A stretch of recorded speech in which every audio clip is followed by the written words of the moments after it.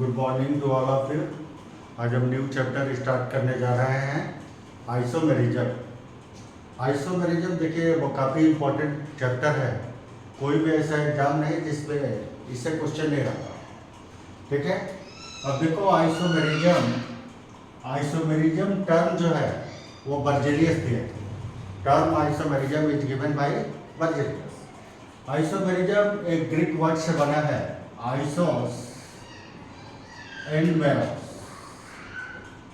आइसोस means equal, meros means parts. यानी जब एक मोलेकुलर फार्मूला का एक से ज़्यादा पार्ट्स हो तो उसको आइसोमेरिज्म बोले। जैसे एक फॉर एग्जांपल हम लेते हैं, जैसे मैंने एग्जांपल लिया डाईमिथाइल ईथर ले लिया, ठीक है, और एक ले लिया इथाइल अल्कोहल ले लिया। अब ये दोनों की जब हम मोलेकुलर फार्मूला की बात करते हैं तो इसका मोलेकुलर फार्मूला क्या होगा? C2H6O। तो C2H6O से मैंने दो स्ट्रक्चर लिखा, एक ईथर और दूसरा अल्कोहल। तो C2H6O से जो दो स्ट्रक्चर लिखा, एक ईथर हुआ और एक अल्कोहल, तो ये इस मोलेकुलर फार्मूला से जो दो स्ट्रक्चर लिखा, इस प्रोसेस को बोलेंगे आइसोमेरिज्म। और जो दो डिफरेंट कंपाउंड बना उसको बोलेंगे आइसोमर्स, ठीक है। अब हम लोग एक क्वेश्चन के हेल्प से देखते हैं। जैसे एक क्वेश्चन लिखते हैं, यानी यहाँ से क्लियर है कि आइसोमेरिज्म में मोलेकुलर फार्मूला सेम होगा। जब एक मोलेकुलर फार्मूला से एक से ज़्यादा स्ट्रक्चर लिखने की संभावना हो तो उस प्रोसेस को बोलते हैं आइसोमेरिज्म, और कंपाउंड को बोलेंगे आइसोमर। तो पहले हम लोग इसका डेफिनेशन लिख लें। The possibilities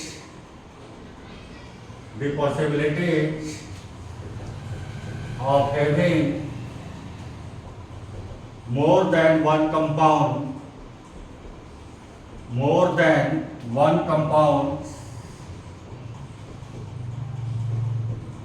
from the same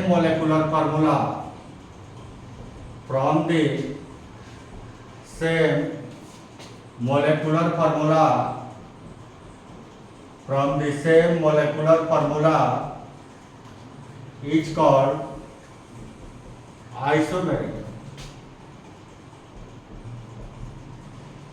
And the compounds form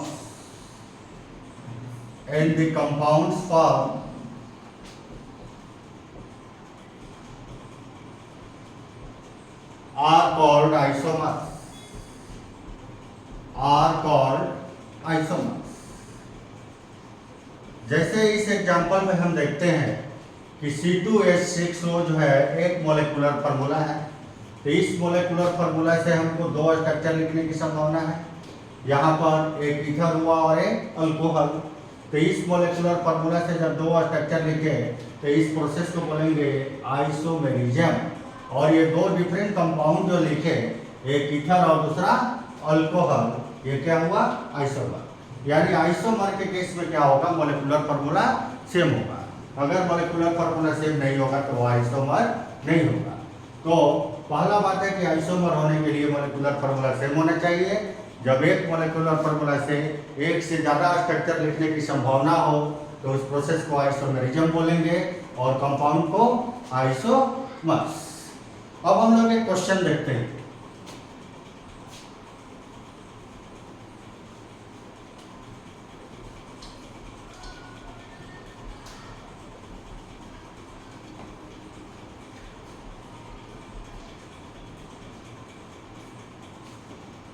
एक क्वेश्चन देखते हैं, which of the following are isomers of each other? Isomers of each other, कौन एक दूसरे का आइसोमर्स है? जैसे ये एक चॉइस लिए, इसमें डाले ये कंपाउंड डाला, ठीक है। बी लिए, इस केस में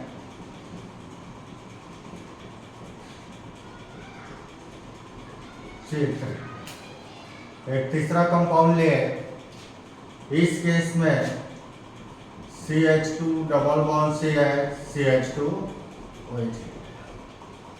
और एक चौथा कंपाउंड ले, इस केस में CH3 C double bond O CH2CH3। अब जब इसके मोलेकुलर फार्मूला की सबकी मोलेकुलर फार्मूला हम देखते हैं तो इस केस में मोलेकुलर फार्मूला क्या होगा? यहाँ पर CH2 होगा, यहाँ CH2 होगा, यहाँ CH2 होगा और यहाँ CH2 होगा। तो जब हम मोलेकुलर फार्मूला की बात करेंगे तो क्या होगा? C4H8O। इस कंपाउंड की जब हम बात करें तो यहाँ पर भी क्या होगा? 1 2 3 C4H8O। यहाँ भी मोलेकुलर फार्मूला आएगा C4H8O। अब इस कंपाउंड की बात करेंगे तो इस कंपाउंड में जब हम देखेंगे तो इसका मोलेकुलर फार्मूला आया, इसको थोड़ा हम मॉडिफाई करना चाहते हैं, ठीक है। अब इसका मोलेकुलर फार्मूला आया C3 C3H6O। और इस कंपाउंड की जब हम मोलेकुलर फार्मूला की बात करेंगे तो C3H6O। तो यहाँ से हम देख रहे हैं कि ये दोनों का मोलेकुलर फार्मूला सेम है और C और D का मोलेकुलर फार्मूला सेम है। तो C4H8O से दो स्ट्रक्चर लिखे, एक हो गया साइक्लिक ईथर और एक हो गया कीटोन। तो यहाँ से हम बोल सकते हैं कि ये दोनों का मोलेकुलर फार्मूला सेम है और दोनों डिफरेंट कंपाउंड है। तो यहाँ से हम बोल सकते हैं कि A is isomer of B। अब हम इस स्ट्रक्चर में देखें, ये दोनों का मोलेकुलर फार्मूला क्या है? सेम है C3H6O। तो इससे दो स्ट्रक्चर लिखे, एक तो इनॉल हुआ और दूसरा कीटोन हुआ, एक इनॉल हुआ और दूसरा कीटोन हुआ। तो C3H6O से जो दो स्ट्रक्चर लिखे, एक इनॉल और कीटोन, तो ये भी एक दोनों एक दूसरे का क्या होगा? आइसोमर होगा। तो हम यहाँ से लिख सकते हैं A is isomer of B। अब यहाँ से हम लिख सकते हैं C is isomer of D। कोई दिक्कत है इसका? देखिए यहाँ पर ये A और B दोनों का मोलेकुलर फार्मूला जो है C4H8O है। तो यहाँ C4H8O से दो स्ट्रक्चर लिखे, एक साइक्लिक ईथर बना और एक कीटोन बना, ठीक है। तो ये दोनों एक दूसरे का क्या होगा? आइसोमर होगा, क्योंकि ये दोनों का मोलेकुलर फार्मूला क्या है? सेम है और ये दोनों डिफरेंट कंपाउंड है। यहाँ पर हम लोग देखें C और D दोनों स्ट्रक्चर का मोलेकुलर फार्मूला जो है वो सेम है C3H6O। तो C3H6O से हम लोग दो स्ट्रक्चर लिखे, एक इनॉल बना और एक कीटोन बना। तो ये दोनों एक दूसरे का क्या है? आइसोमर हुआ। यानी आइसोमर के केस में मोलेकुलर फार्मूला सेम होना चाहिए और दोनों डिफरेंट कंपाउंड होना चाहिए। तो उसको हम लोग क्या बोलेंगे? आइसोमर, ठीक है। यहाँ कोई दिक्कत? चलिए हम लोग अब आगे बढ़ते हैं। पहले हम लोग देखें आइसोमर्स का क्लासिफिकेशन।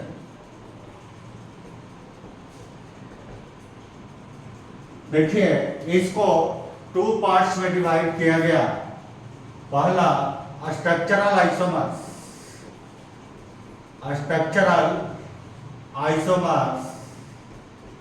और दूसरा जो है स्टीरियो आइसोमर्स, ठीक है। अब स्ट्रक्चरल आइसोमर्स का बहुत सारा पार्ट है, हम लोग देखें। पहला जो है chain isomers, second positional isomers, तीसरा देखें फंक्शनल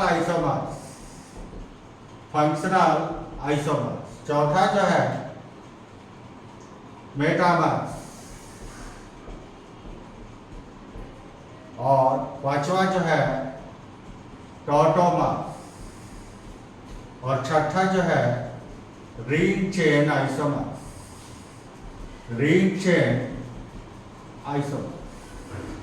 अब देखें स्टीरियो आइसोमर्स को टू पार्ट्स में क्लासिफाइड किया गया, configurational isomers and conformational isomers. Configurational isomers and conformational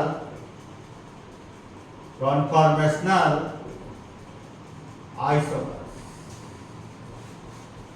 ठीक है, तो आइसोमर्स का हम लोग जब क्लासिफिकेशन देख रहे हैं तो आइसोमर्स को टू पार्ट्स में क्लासिफाइड किया गया। पहला स्ट्रक्चरल आइसोमर्स और दूसरा स्टीरियो आइसोमर्स। स्ट्रक्चरल आइसोमर्स को बहुत सारे पार्ट्स में क्लासिफाइड किया गया। Chain isomers, positional isomers, functional isomers, metamers, tautomers, ring chain isomers. और स्टीरियो आइसोमर्स को टू पार्ट्स में क्लासिफाइड किया गया, configurational isomer and conformational isomer. अब देखिए कॉन्फिगरेशनल आइसोमर्स को टू पार्ट्स में क्लासिफाइड किया गया। ठीक है, geometrical isomers and optical isomers. Geometrical isomers और ऑप्टिकल आइसोमर्स। ये रहा आइसोमेरिज्म का क्लासिफिकेशन। आइसोमर्स को देखिए टू पार्ट्स में क्लासिफाइड किया गया, structural isomers and stereo isomers. Structural isomers का बहुत सारा पार्ट है, chain isomers, positional isomers, functional isomers, metamers, tautomers, ring chain isomers. Stereo isomers का टू पार्ट है, configurational isomer and conformational isomers. Configurational isomers का two part है, geometrical isomers and optical isomers. ये isomers का classification हुआ। ठीक है जी, कोई प्रॉब्लम? अब हम लोग एक एक करके सभी आइसोमेरिज्म का स्टडी करें। इरेज करते हैं।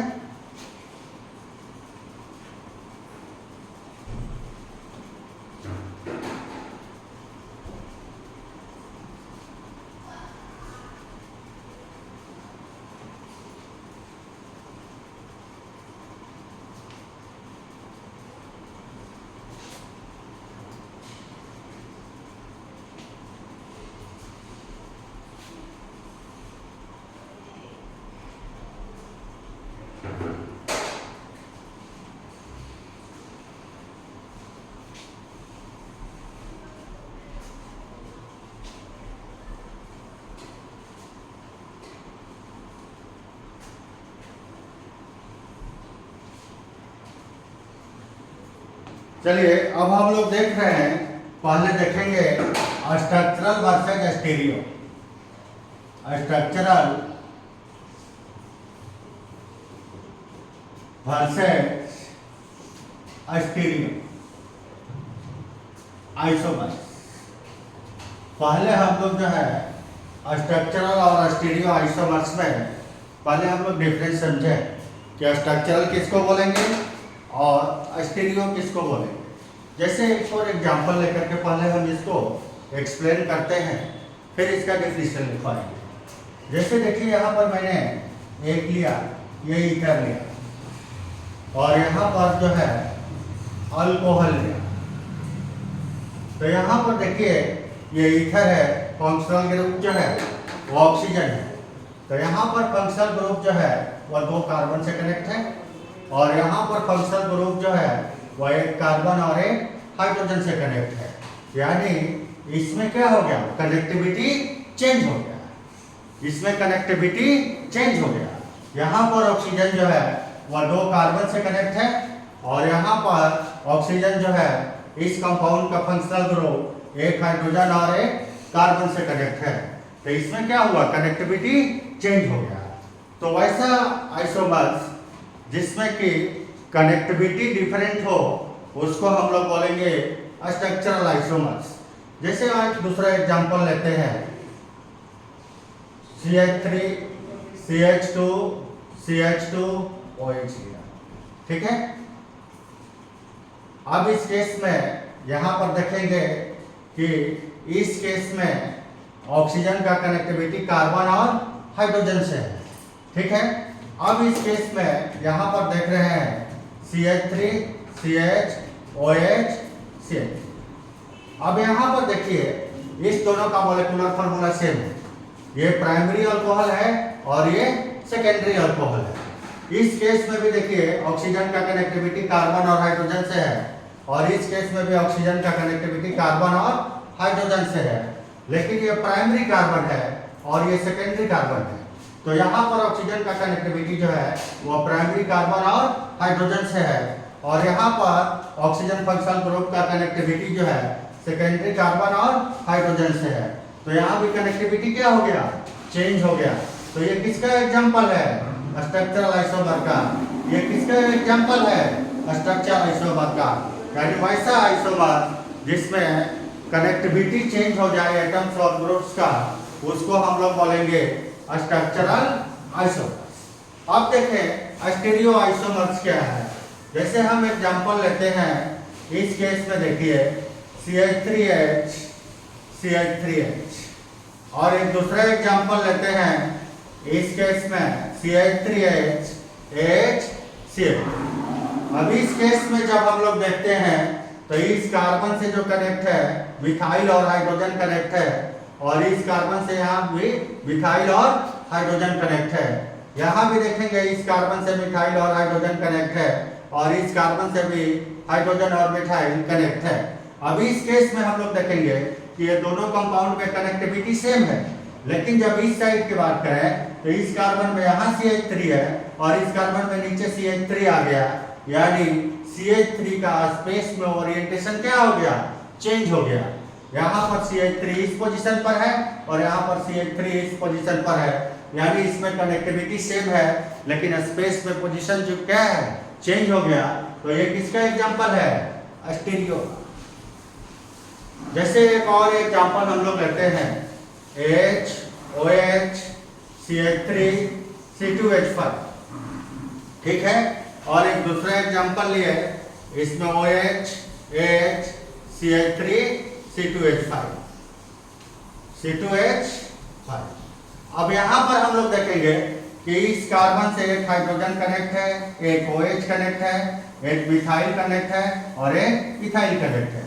इस कार्बन से भी हम लोग देखेंगे कि एक OH अटैच है, एक हाइड्रोजन अटैच है, एक मिथाइल अटैच है और एक इथाइल अटैच है, यानी यहाँ पर कनेक्टिविटी क्या है, सेम है। लेकिन इस केस में OH इस साइड है और इस केस में OH इस साइड है, यानी यहाँ पर भी कनेक्टिविटी सेम है, लेकिन OH ग्रुप का स्पेस में ओरिएंटेशन क्या हो गया, चेंज हो गया। इसमें OH इस साइड है और इसमें OH इस साइड है, यानी इसमें कनेक्टिविटी सेम है, लेकिन स्पेस में ओरिएंटेशन जो है वो चेंज कर गया। तो इसको हम लोग क्या बोलेंगे, स्टीरियो आइसोमर्स। यानी स्ट्रक्चरल आइसोमर्स में क्या होगा कि कनेक्टिविटी डिफरेंट होगा, लेकिन स्टीरियो आइसोमर्स में क्या होगा, कनेक्टिविटी सेम होगा, लेकिन स्पेस में उसका ओरिएंटेशन क्या होगा, चेंज हो जाएगा। तो हम लोग पहले लिख लें स्ट्रक्चरल आइसोमर्स क्या है और स्टीरियो आइसोमर्स क्या है। चलिए इसको इरेज करते हैं, इसको डिफिनेशन लिखवा दें।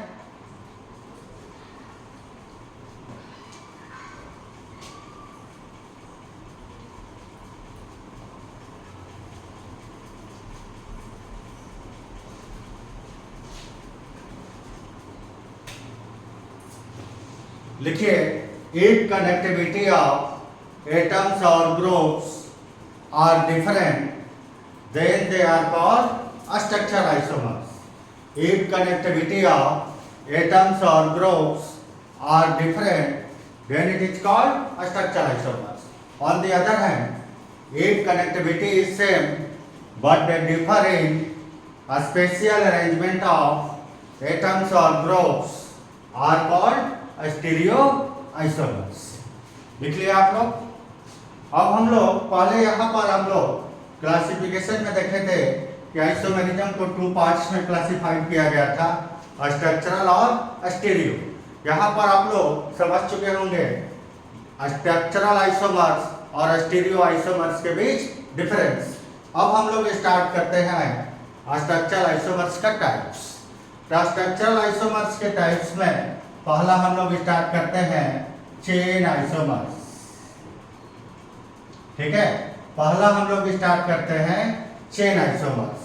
देखिए, चेन आइसोमर्स स्ट्रक्चरल आइसोमर्स का पार्ट है, तो इस केस में क्या होगा, कनेक्टिविटी डिफरेंट होगा, तभी स्ट्रक्चरल आइसोमर्स होगा, ठीक है। तो स्ट्रक्चरल आइसोमर्स जो है वैसा चेन आइसोमर्स जो है वैसा स्ट्रक्चरल आइसोमर्स जिसमें पेरेंट चेन में कार्बन का नंबर जो है वह डिफरेंट हो जाए उसको हम लोग बोलते हैं चेन आइसोमर्स। जैसे हम लोग एग्जांपल लेते हैं CH3 CH2 CH2 CH2 CH3, ठीक है। इसमें 5 कार्बन का जो है ओपन चेन, ठीक है। अब एक दूसरा एग्जांपल लेते हैं CH3 CH CH3 CH2 CH3, यहाँ पर 4 कार्बन का पेरेंट चेन होगा। अब यहाँ पर देखते हैं CH3 CH3 CH3 CH3। अब ये 3 कंपाउंड मैंने लिया 1 2 3। अब देखिए आप लोग नोमेनक्लेचर में पढ़े होंगे कि पेरेंट चेन क्या होता है। कार्बन कार्बन का जो लॉन्गेस्ट कंटिन्यूअस चेन होता है उसको हम लोग पेरेंट चेन बोलते हैं। तो इस कंपाउंड में हम लोग देखेंगे कि 5 कार्बन का पेरेंट चेन बना 1 2 3 4 5। इस कंपाउंड में 5 कार्बन का पेरेंट चेन बना। और जब हम इस कंपाउंड की बात करेंगे तो इस कंपाउंड में 1 2 3 4 कार्बन का पेरेंट चेन बना। और इस कंपाउंड में जो है वह 3 कार्बन का पेरेंट चेन बना। ये सभी का मॉलिक्यूलर फार्मूला क्या है? सेम है, लेकिन पेरेंट चेन में कार्बन का नंबर क्या है? डिफरेंट है। तो वैसा स्ट्रक्चर आइसोमर्स जिसमें पेरेंट चेन में कार्बन का नंबर क्या हो जाए? डिफरेंट हो जाए, उसको हम लोग क्या बोलेंगे? चेन आइसोमर्स, ठीक है। तो हम लोग इसका डेफिनेशन पहले लिख लें। ये तो बात आप लोग समझ चुके होंगे। देखिए सभी का मॉलिक्यूलर फार्मूला सेम है, लेकिन पेरेंट चेन में कार्बन का नंबर जो है वह डिफरेंट हो गया। फर्स्ट कंपाउंड में पेरेंट चेन 5 कार्बन का है, सेकंड में 4 कार्बन का पेरेंट चेन है और थर्ड में 3 कार्बन का पेरेंट चेन है। तो यहाँ पर पेरेंट चेन में कार्बन का नंबर जो है वह डिफरेंट हो गया। तो ये सभी क्या है? Chain isomers. तो लिखिए इसका definition, the structural isomers having the structural isomers having different number of carbon atoms, different number of carbon atoms in their parent chain, in their parent chain are called chain isomers, are called chain isomers। आप लोग nomenclature पढ़ चुके हैं। Nomenclature जब तक से आपको clear नहीं रहेगा तो आइसोमेरिज्म में आपको कंपाउंड का पेरेंट चेन सेलेक्ट करने में और नाम लिखने में असुविधा हो सकता है। तो यहाँ से हम क्या बोल सकते हैं कि 1 2 and 3 आर चेन आइसोमर्स, ठीक है। अब एक दूसरा एग्जांपल लेते हैं।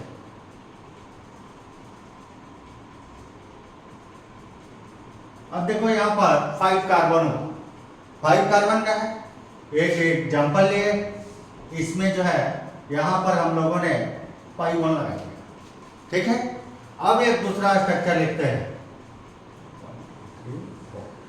अब यहाँ पर देखिए, यहाँ पर मैं पाई 1 मिथाइल ग्रुप यहाँ लगा दिया। अब इस केस में देखिए, यहाँ पर देखिए 1 2 3 4 5 कार्बन का है। इसमें जो है इस कार्बन कार्बन के बीच डबल बॉन्ड है और यहाँ पर जो है ये पेरेंट चेन 1 2 3 4 कार्बन का हो गया और यहाँ पर पाई बॉन्ड है। तो यहाँ पर जब आप एल्कीन का नोमेनक्लेचर पढ़ते हैं तो वहाँ पर देखते हैं कि पेरेंट चेन में सभी कार्बन कार्बन डबल बॉन्ड आ जाए, उसी को हम लोग पेरेंट चेन सेलेक्ट करते हैं। तो इस केस में जब हम लोग देखेंगे तो देखिए नंबरिंग वहाँ से होता है जहाँ से कार्बन कार्बन डबल बॉन्ड का लोकेंट नंबर जो है वो लोवेस्ट नंबर पर, ठीक है। तो इस केस में भी हम लोग यहाँ से नंबरिंग करेंगे, क्योंकि यहाँ से फर्स्ट पोजीशन पर जो है कार्बन कार्बन डबल बॉन्ड है। तो इसका हम लोग नाम क्या लिखेंगे? 5 कार्बन का है तो हम लोग इसका नाम क्या लिखेंगे? 1 पेंटीन, ठीक है, 1 पेंटीन। लेकिन जब इस कार्बन का हम लोग को नोमेनक्लेचर करना होगा 3 4 कार्बन का पेरेंट चेन हुआ। यहाँ पर 5 कार्बन का पेरेंट चेन है और यहाँ पर 4 कार्बन का पेरेंट चेन है, ठीक है। अब इस केस में भी देखिए पेरेंट चेन सेलेक्ट किए 4 कार्बन का आया, नंबरिंग उस साइड से अलाउड होगा जिस साइड से डबल बॉन्ड का पोजीशन जो है वो लोवेस्ट नंबर पर आ जाए। डबल बॉन्ड का पोजीशन अगर दोनों साइड से सेम नंबर पर आता है तो फिर उस साइड को सिलेक्ट करेंगे जिस साइड से सब्स्टिट्यूएंट्स का नंबर जो है वो लोवेस्ट नंबर पर आए। तो पहला बात तो इसी पर देखेंगे कि यहाँ डबल बॉन्ड का पोजीशन लोवेस्ट नंबर है तो इस साइड से नोमेनक्लेचर करेंगे, नंबरिंग करेंगे। अब इसका नाम लिखना होगा तो हम लोग क्या लिखेंगे 3 मिथाइल 1 ब्यूटी। ठीक है, अब यहाँ पर ये सभी आप लोग जो है वो नोमेनक्लेचर में पढ़ चुके हैं। ठीक है, तो यहाँ पर हम लोग देखें ये 5 कार्बन का है और ये 4 कार्बन का है। ये दोनों का मॉलिक्यूलर फार्मूला सेम है और दोनों में पेरेंट चेन में कार्बन का नंबर क्या है, डिफरेंट है। तो ये दोनों जो है वो एक दूसरे का क्या हुआ, चेन आइसोमर्स। ठीक है, कोई दिक्कत है किसी को? अब चलिए नेक्स्ट एग्जांपल लेते हैं, पहले इसको इरेज करते हैं।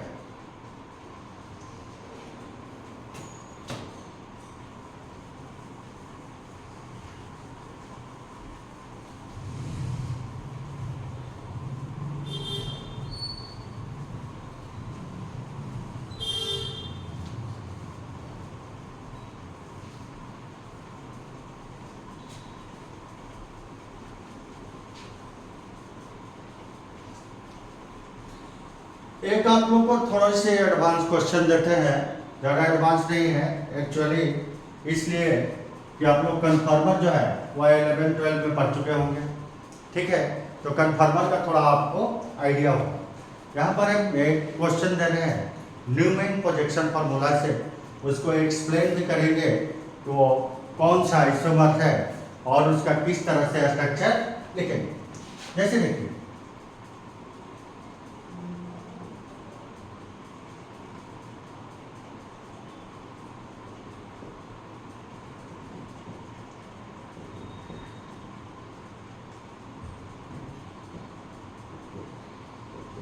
एक स्ट्रक्चर ही होता है।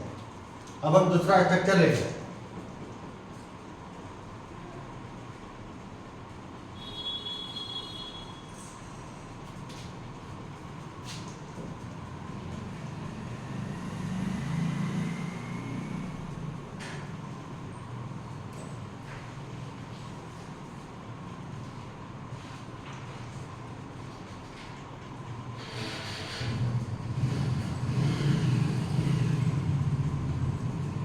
अब ये दोनों स्ट्रक्चर को देखिए। ठीक है, मेरा क्वेश्चन है कि 1 and 2 are 1 and 2 are first choice है चेन आइसोमर्स, सेकेंड चॉइस है पोजिशनल आइसोमर्स, थर्ड चॉइस है मेटामर्स और फोर्थ चॉइस जो है फंक्शनल आइसोमर्स। अब आपको बताना है कि 1 और 2 जो है वो किस टाइप का आइसोमर्स है। ठीक है, इसमें हम लोग 4 चॉइस दी। ये जब कन्फर्मेशनल आइसोमर से पढ़िएगा तो और अच्छे से क्लियर होगा। ठीक है, यहाँ पर जस्ट आपको एक्सप्लेन करने की मैं कोशिश कर रहा हूँ। जैसे देखिए इसमें कन्फर्मेशनल आइसोमर से फिशर प्रोजेक्शन फार्मूला कैसे लिखते हैं। जैसे सपोज है कि ये कार्बन कार्बन डबल बॉन्ड है, इससे मैंने 3 स्ट्रक्चर यहाँ पर कनेक्ट कर लिया। इससे जो है 3 स्ट्रक्चर जो है हम लोग कनेक्ट करेंगे। ठीक है, यहाँ पर देखिए ये कार्बन कार्बन सिंगल बॉन्ड है, 1 स्ट्रक्चर 2 स्ट्रक्चर और एक 3 स्ट्रक्चर। उसी तरह से नीचे में क्या करेंगे 3 स्ट्रक्चर होगा 1 2 3। ठीक है, यहाँ पर देखिए 1 2 और एक 3 स्ट्रक्चर है इस कार्बन से और इस कार्बन से जो है वो 3 स्ट्रक्चर है 1 2 3। अब हम क्या करते हैं कन्फर्मेशनल आइसोमर्स में एक को हम लोग कांस्टेंट रखते हैं, दूसरे को रोटेट करते हैं। तो इससे इनफाइनाइट नंबर ऑफ स्ट्रक्चर बनता है, इसलिए कन्फर्मर को हम लोग बोलते हैं कि कन्फर्मर का नंबर इनफाइनाइट होता है। अब हम लोग इस न्यूमैन प्रोजेक्शन फार्मूला से हम लोग जो है क्या करें कंपाउंड का स्ट्रक्चर लेते हैं।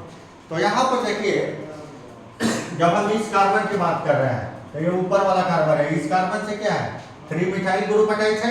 तो यहाँ पर हम क्या लिखेंगे, देखिए तो यहाँ पर हम लोग लिखते हैं फर्स्ट स्ट्रक्चर में, तो इस कार्बन से देखिए 3, पहला कार्बन से क्या किए 3 मिथाइल ग्रुप अटैच कर दिए, ठीक है।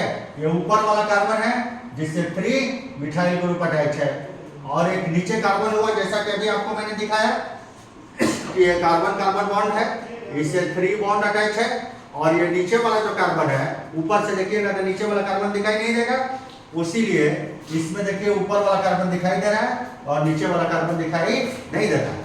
अब नीचे वाले कार्बन से 3 बॉन्ड है, 1 2 3, तो यहाँ पर देखिए नीचे वाला कार्बन से क्या है 3 हाइड्रोजन अटैच है, तो यहाँ पर हम लोग क्या लिखेंगे CH3। तो ये न्यूमैन प्रोजेक्शन फार्मूला से ये हम इसका फिशर टाइप से स्ट्रक्चर लिखते हैं।